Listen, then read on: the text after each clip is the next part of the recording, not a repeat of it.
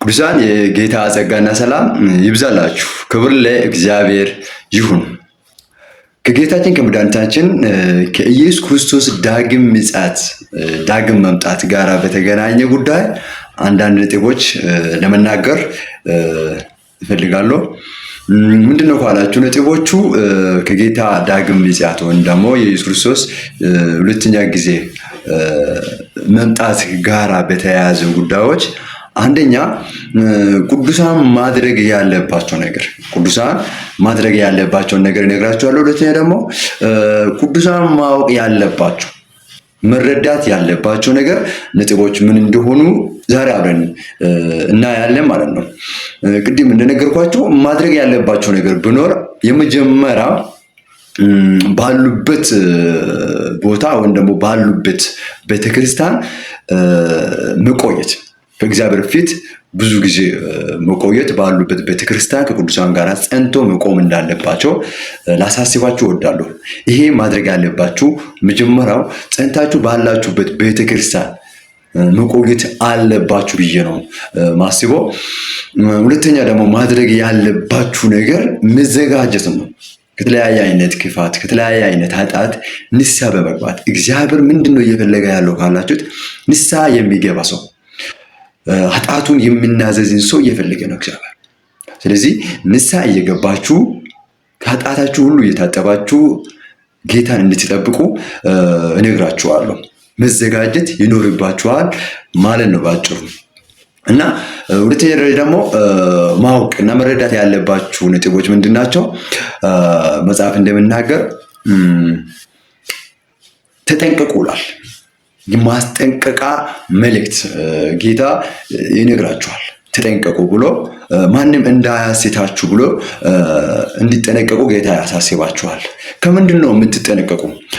መጠንቀቅ ያለባችሁት ከምንድን ነው?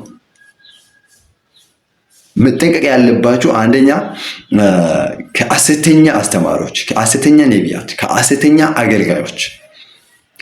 የሚገርማችሁ ነገር እነዚህ ሐሰተኛ አገልጋዮች፣ ሐሰተኛ ነቢያት፣ ሐሰተኛ አስተማሪዎች መጽሐፍ እንደምናገር በጌታ ስም ነው የሚመጡት። ዋናው ሰውን የሚሸውዱበት፣ ሰውን የሚያስቱት ዋናው መሰረታዊ ጉዳይ እነሱ በጌታ ስም ነው የሚመጡት።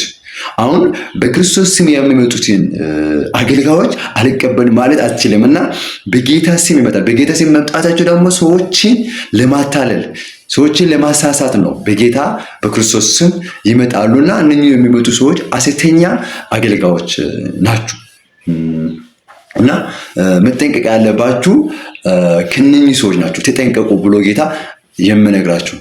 ሁለተኛ ማወቅ ያለባችሁ ነገር እነኚህ ሰዎች ሰውን የሚያሳስቱበት ትልቁ መሳሪያቸው ምልክት ያደርጋሉ፣ ታምራትን ያደርጋሉ። ሰዎች አይታችሁ እንደሆነ አሁን እንኳን ያለንበት ዘመን ላይ ድንቅና ታምራትን የሚያደርጉትን አገልጋዮች ምን አይል ቦታ እንደሚሰጣቸው፣ ትልቅ ቦታ፣ ትልቅ ስፍራ ነው የምሰጣቸው። ያከብራሉ። ከጌታ ይልቅ ቦታ ስፍራ ይሰጣሉ። በልባቸው ማንገስ ይፈልጋሉ። እነሱ በሆነ ቦታ ፕሮግራም ሳያዘጋጅ እንደ ጎርፍ እየሄዱ ትላሉ። መጽሐፍ ቅዱስ በዕብራውያን ምዕራፍ 12 ቁጥር 3 ላይ እንደምነግረኝ የእምነታችሁ ጀማሪና ፍጹም አድራጊ ክርስቶስ ኢየሱስን ተመልከቱ ብሎ እናገራል። እና ሰዎች ክርስቶስን ብቻ ነው ማየት ያለባቸው። በሰዎች ላይ እምነታችሁን አትጣሉ። በሰዎች ላይ አትደገፉ። በሰው የሚታመን ልክ በትንቢተ ኤርምያስ ምዕራፍ 17 ቁጥር 5 ላይ እንደተጻፈ በሰው የሚታመን የተረገመ ነው፣ እርጉም ነው ብሎ ይላል። በእግዚአብሔር በክርስቶስ ላይ እምነታችሁን እንድታደርጉ እርሱን ብቻ ማየት እንዳለባችሁ አሳስባችኋለሁ በዚህ አጋጣሚ። ስለዚህ ድንቅና ተአምራትን በማድረግ የተለያየ ትንቢቶችን በመናገር ሰዎች እነርሱን እንዲከተሉ ያደርጋሉ። እና ወንጌልን ይመስላል ግን ወንጌል አይደለም። እውነተኞች ይመስላሉ ግን እውነተኞች አይደሉም። እነኚህ ሰዎች፣ እነዚህ አገልጋዮች ሐሰተኞች ናቸው።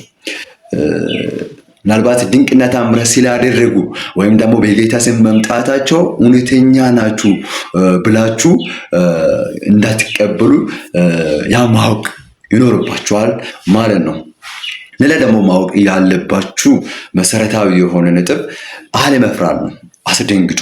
ምንም የሚያስፈራ ነገር እንደሌለ እንድታውቁ ጌታ እራሱ ነው አትፍሩ የሚላቸው እግዚአብሔር መጀመሪያ ሳያገኛቸው ወደ ህይወታቸው ሲመጣ ራሱ የሚነግራቸው ነገር አትፍሩ ይላቸዋል። ባለፈ እንደነገርኳችሁ በምድር ላይ የሚያስፈራ በጣም ብዙ ነገር ሊከሰት ይችላል። ነገር ግን እግዚአብሔር ከቅዱሳን ጋር ነው ያለው። እግዚአብሔር ፍጥረትን ፈጥሮ አልተወም። ሰዎቹን አድኖ አልተዋቸውም። አድኛቸዋለሁ ብሎ አልተዋቸውም። እስከ መጨረሻ ያጸናቸዋል፣ ያበረታቸዋል፣ አብራችሁ ይሆናል እግዚአብሔር ራሱ ማለት ነው። ስለዚህ ማወቅ ያለባችሁ ነጥብ መሰረታዊ የሆነ ነጥብ ነው። አትፍሩ። ምንም ነገር ሊሆን ይችላል። ምድር የፈለገችውን ያህል ምንም ነገር በምድር ላይ ቢከሰት መፍራት የለባችሁም። እናንተ ኦልሬዲ የቀን ልጆች ናችሁ፣ የብርሃን ልጆች ናችሁ። መጽሐፍ ቅዱስ እንደሚላችሁ እናንተ የብርሃን ልጆች ናችሁ። ጨለማ በእናንተ ዘንድ ከቶ ሊገኝ አይችልም። ክብር ለእግዚአብሔር ይሁን። ከዚህ ጋር በተያያዘ ሌላ ሁለተኛ ነጥብ ማንሳት የምፈልገው ስለ ምልክቶቹ ነው። በማቴዎስ 24 ላይ አይታችሁ እንደሆነ ከቁጥር 1 ጀምራችሁ ስታነቡት ደቀ መዛሙርቶች ጠየቁት ጌታን የዳግም መምጣት እና የዓለም መጨረሻ እነኚህን ሁለቱን ነጥብ ነው እንደ በጥያቄ መልክ አንስቶ ጌታን የጠየቁትና ጌታ ሲመልስላቸው አይታችሁ እንደሆነ ስፍራውን ሄዳችሁ አንብባችሁ እንደሆነ ምልክቶቹን ለሁለት ከፍሎ ይነግራቸዋል። አንደኛ ለአይሁዶች እንዲጠነቀቁ አይሁዶች ማወቅ ያለባቸው ምልክቶች ይነግራቸዋል። እንደ አጠቃላይ አድርጎ የምነግራቸው ምልክቶች አሉ። አንዳንድ ምልክቶች በአይሁዶች ዘንድ ለምሳሌ ዲያብሎስ ረከሰ በተቀደሰ ስፍራ ቆሞ ካያችሁት ያኔ ማስተዋል እንዳለባቸው ብሎ የሚለው ለአይሁዶች ናቸው። ምክንያቱም ሐሰተኛ ክርስቶስ ወይም ደግሞ ርኩሱ የተባለው በዛ ቤተ መቅደስ ሄዶ ነው ሰዎች እንዲሰግዱለት፣ ሰዎች ለእርሱ እንዲያጠኑ አምልኮን የሚጠይቃቸው እና ከዛ ጋር የተያዘ ይነግራቸዋል። ሌላ ደግሞ እንደ አጠቃላይ የሚሆነው ምልክቶች ይነግራቸዋል። ምልክቶቹን ደግሞ ስለ ምልክቶቹ ሲታጠሉ ደግሞ ማወቅ ያለባችሁ ነገር አንዳንድ ምልክቶች የሚጥ መጀመሪያ የሚሆኑ ምልክቶች ናቸው። የሚጥ መጀመሪያና በታላቁ መከራ መካከል ልዩነት አለው። የጊዜ ልዩነት አለው። ለምሳሌ የጦርነት ወሬ በዓለም እናፈሳል። ልክ አሁን እንደምንመለከተው ማለት ነው። አሁን እየሰማነው እንዳለ ለምሳሌ በመጀመሪያ የዓለም ጦርነት ወሬ ይሄን አልተወራም ነበር። በሂስትሪ ነው የምናውቀው። ለምንድነው በዛ አሁን ያለው የጦርነት ወሬ በዚህ ልክ በዓለም ላይ የተሰማበት? ከቴክኖሎጂ አንጻር፣ ከኢንተርኔት አንጻር፣ ሚዲያ የተስፋፋበት ምንም ነገር አሁን ቢከሰት በሁለት ደቂቃ ውስጥ በዓለም ላሉ ሰዎች ስለሚደርስ ነው።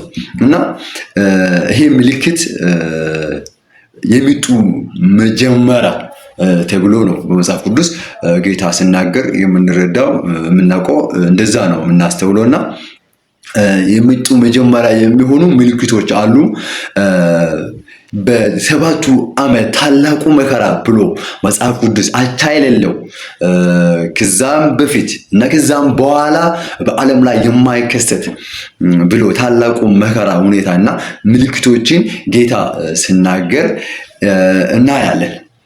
እና አሁን እየሆነ ያሉ የጦርነት፣ የእርስ በርስ ግጭት፣ የሀገራት የተለያዩ ራብ፣ የተለያዩ ነገር እጥረቶች የምንሰማቸው ጉዳዮች ሁሉ የሚጡ መጀመሪያ እንደሆነ ይሄ ከታላቁ መከራ ከሰባቱ ዓመት መከራ በፊት የሚሆኑ ምልክቶች ናቸው። ይህንን ምልክቶች የበለጠ የሚጠቅማቸው የበለጠ አይሁዶች እንዲጠነቀቁ ለነሱ ተብሎ የተነገረ ምልክቶች ናቸው።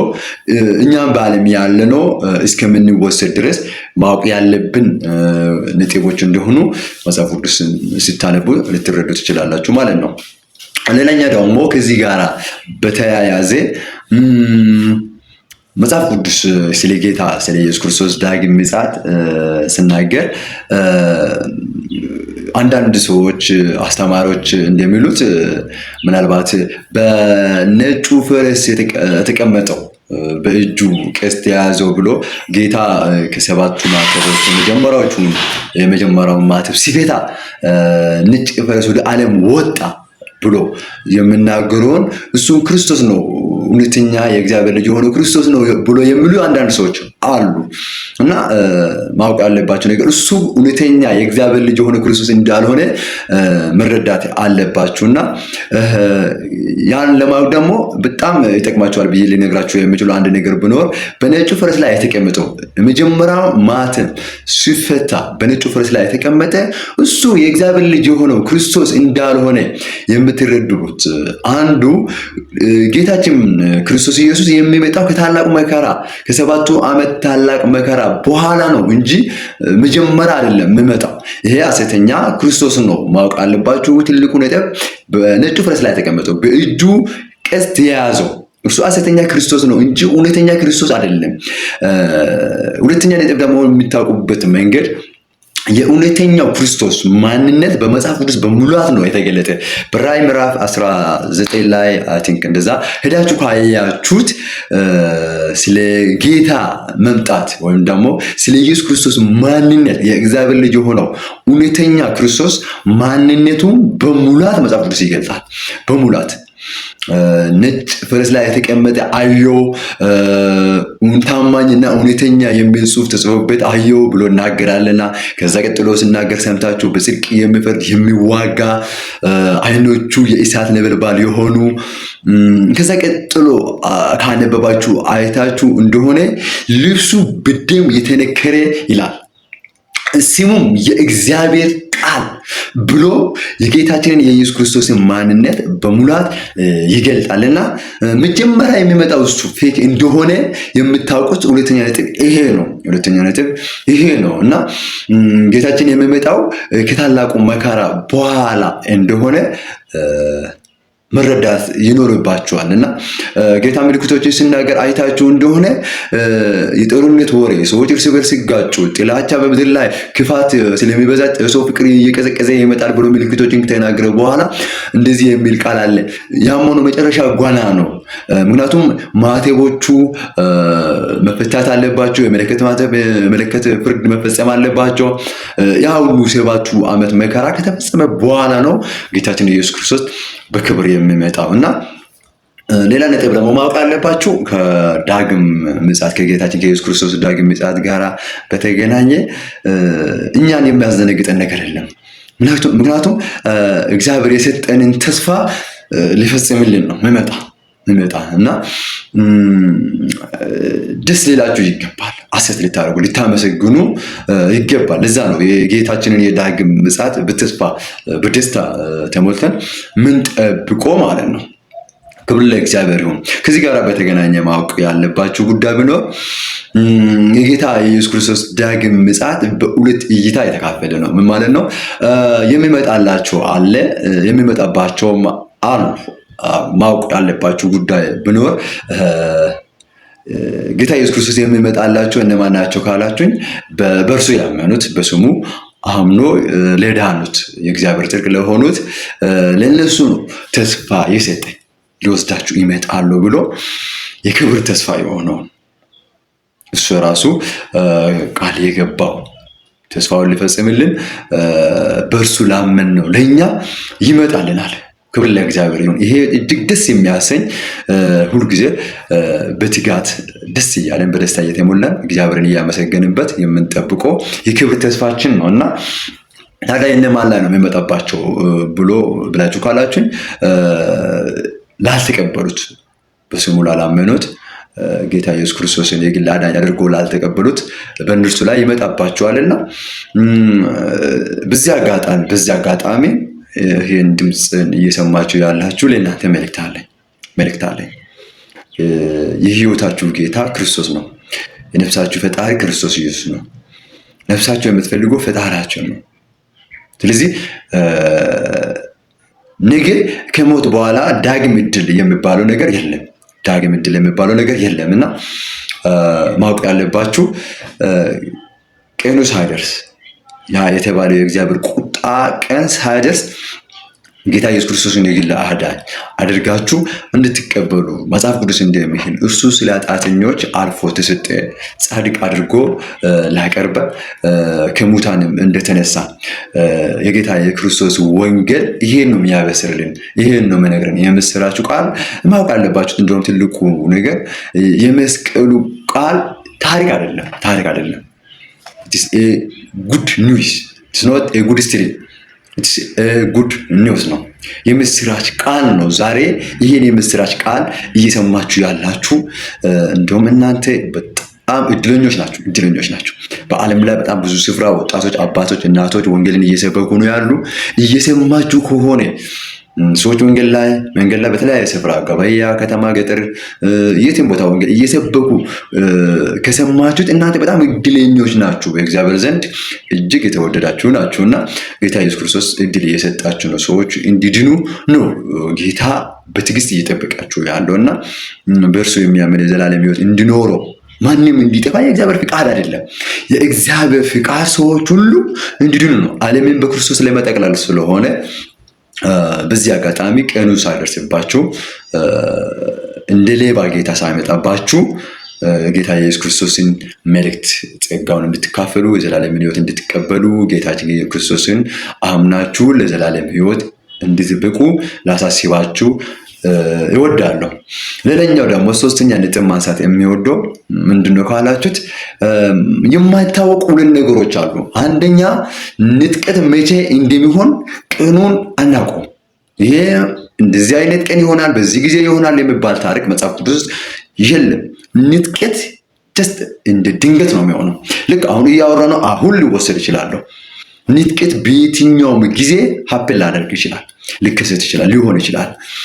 ቅድም መጀመሪያ ላይ እንደነገርኳችሁ ከእናንተ የምትጠብቀው መዘጋጀት፣ ባላችሁበት ቤተክርስቲያን ጸንታችሁ እግዚአብሔር ማገልገል፣ በእውነት በመንፈስ መመላለስ ይኖርባችኋል ማለት ነው እና ንጥቀት መቼ እንደሚሆን ስለማይታወቅ መዘጋጀት ከእናንተ የምትጠበቅ ጉዳይ ነው፣ ነጥብ ነው እና ሚስ ማድረግ የለባችሁም ንጥቀት። ምናልባት ንጥቀት ሚስ የሚያደርጉ ሰዎች ምን እንደሚገጥማቸው በሌላ ቪዲዮ